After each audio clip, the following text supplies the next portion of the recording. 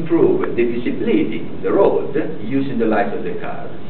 So here the problem, I draft these two scenarios. In this situation I say, the problem is when you drive a car in the night, it's dark, risk of accident, has already been considered using a light, but light cannot be put everywhere, consume electricity. There is a problem to be solved.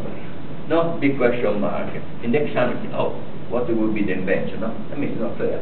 In this situation, I say, the problem is the dark, risk of accident, there is a light, but cannot be put anywhere. The car has its own lights. It's possible to use the lights of the car to improve visibility in the road. Therefore, the problem to be solved is how to find means, how to find technical solution to use the light of the car. Well, if I were an examiner, I would say, well, you just take there is a road, refracting element in the road. So every time the light of the car hits this refractory element, the light of the car illuminate the road. You see this scenario. If you say too much, if you tell, here the invention is in the idea. In idea, thinking that you can use the light of the car to see better in the road. How you do technically is very simple, from technical point of view. So if you tell everybody, oh, this is the idea problem, then how technically solve the problem is very easy. If instead you stop here and say the problem is dark, you cannot put light everywhere, consume electricity.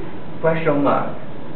Our inventor, surprised, found that it's possible to improve visibility in the car by using a refractory element in the road that use the light of the car. You see, then the examiner said, oh, this is a great idea, great invention.